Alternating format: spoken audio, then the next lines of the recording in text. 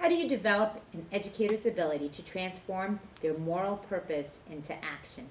The goals of education need to be reframed to prioritize not only academic learning, but also social, emotional, and ethical competencies. Social emotional skills, knowledge, and dispositions provide the foundation for participation in a democracy like ours and improved quality of life. Contemporary best practices and policy in relation to creating safe and caring school climates and a pedagogy informed by social, emotional, and ethical concerns need to be discussed. Collective demands by governments and the community for results have increased accountability, and the transparent reporting of student and school performance on every website that the schools have meant that schools, and particularly school administrators, are being faced with growing pressure to make conscious adaptations to their practices. We are all becoming accountable for student achievement. Moral purpose can be understood as the commitment to ends that express underlying values and ethics. Specifically in schools, the commitment is ultimately to the gradual transformation of the learner into a deeper human being. Moral purpose becomes powerful when it is shared. According to Michael Fulan, moral purpose in educational change is about improving society through improving educational systems and thus the learning of all citizens.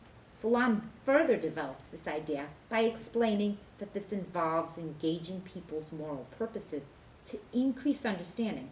This is done by increasing student achievement, building greater knowledge of who the stakeholders are. They are state and federal governments and what the issues at stake are. What is the change process all about? It is about establishing the condition for continuous improvement in order to persist and overcome inevitable barriers to reform. It is about innovativeness, not just innovation. This involves developing a culture for learning, developing new knowledge and skills, assessing new resources, developing cultures for evaluation. When schools and school systems increase their collective capacity to engage in ongoing assessment for learning, improvement happens.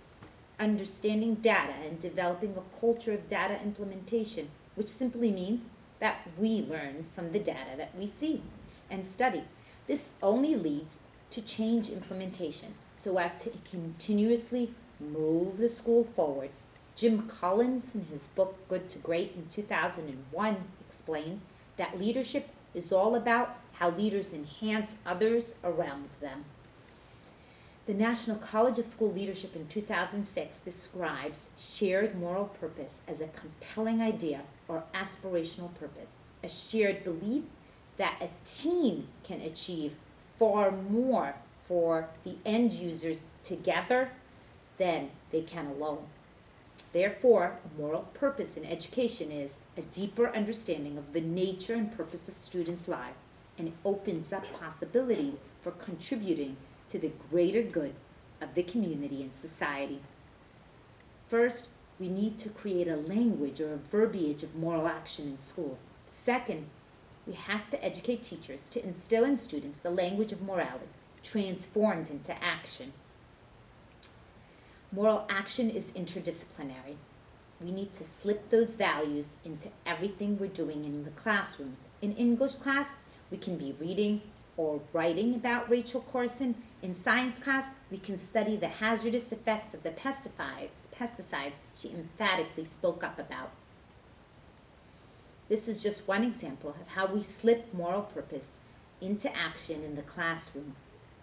This enhances collaboration with the school, staff, faculty, and students. When they all see the shared vision, they work towards its implementation in the school setting. The outcome is one of increased standardized test scores and levels of trust. This would make education engaging, authentic, and change-oriented. It goes beyond reading and reflecting.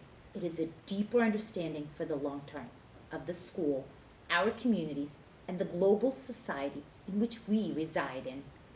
So how do you develop an educator's ability to transform their moral purpose into action? I think of 4 factors of change that have to materialize.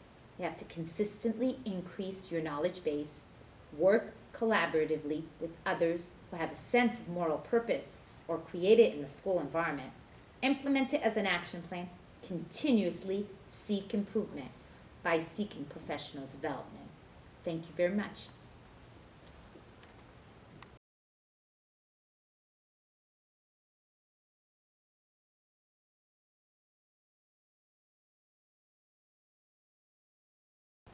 We're going to be talking to you today about cultivating educational ethics. The question is, when you are working to cultivate an educator's capacity for ethical leadership, what approaches, practices, or perspectives are most important to building this capacity? Engage in collaborative relationships, focus on what is best for all students, as Dr. Stefkovich explains in her text, best interests for the students. Seek out constant sources of knowledge. Increase your knowledge constantly. First, it is to understand what ethics is. Simply put, ethics is learning what is right from wrong and then doing the right thing. Accepting why ethics matter. Ethical leadership is knowing that there is a civic education of schooling. To educate a person in mind and not in morals is to educate a menace to society, Theodore Roosevelt explains. So how do you know it is right? Ken Blanchard and Norman Vincent Peale explain in The Power of Ethical Management that there are 3 questions you should ask when faced with an ethical dilemma. Is it legal? Does it violate any criminal or civil laws? Is it balanced? Is it fair to all parties concerned? And is it right? Are you proud of yourself for making this decision?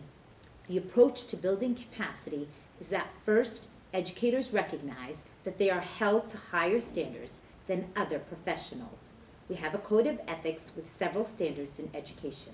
It involves legal compliance, conduct with students, alcohol or drugs, honesty, public funds and property, confidential information, abandonment of contract, required reports, professional conduct, and testing. Legal compliance and legitimate restraint are what an educator shall abide by. There are federal, state, and local laws and statutes. Building capacity is knowing who the stakeholders are and working collaboratively with all of them.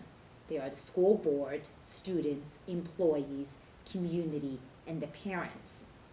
In practice, cultivating ethical leadership by creating a model school, driving student success, and earning their loyalty through services, knowledge sharing, and other solutions that further the ethical concept, delivering unparalleled value, being held accountable to all who enter our premises, attracting and retaining performance-oriented employees who thrive in a challenging and supportive environment and are recognized and rewarded for their achievements and contributions, developing and nourishing partnerships with community members where we are located. An ethical approach would be to create a model school environment. School is committed to achieving ethical leadership through living its values and embracing these principles: trust and integrity, leadership, collaboration, consistent collaboration, engaging collaboration, simplicity, going beyond the school day and the premises, and getting results. Building capacity is about ethics training and accepting why it is needed. Educators work with children in schools, especially vulnerable to ethical dilemmas. We serve several populations whose interests may differ from one another. Schools are government agencies subject to regulation, employment law, etc. Schools' primary concern is the development of academic skills. But you have to understand that students come with a requirement of understanding their social, emotional, and ethical competencies as well. So why do ethics matter in building capacity? I believe that pushing for high math and science scores will not help the United States. Not at all. The United States needs to remain a global economic leader. It will only discriminate against other talents. In order to thrive in this new interconnected world requires having global tolerance and strong ethical online standards. We need to teach our students global citizenship, teach them that global warming is interdependent on all countries, that learning foreign languages can easily benefit them in the future. Having educators understand that ethics does matter makes us more effective as leaders. Ethics is ultimately about relationships, no matter what definition of ethics you examine. Ethics is not primarily about standards, rules, and sanctions in isolation from society. Ethics is about people and their relationships with one another. Legal constraint is at the surface of what we do as educators. It is at the surface of what we do, and ethical leadership is at the heart of what we do in education. It is transforming those around us to perform higher standards. This is the most important aspect of ethical leadership. It's promoting morally responsible educators so as to create an ethical citizenry. This vision transcends the school environment. Robert Fulghum once said, "Don't worry that children never listen to you. Worry that they are always watching you." Thank you very much.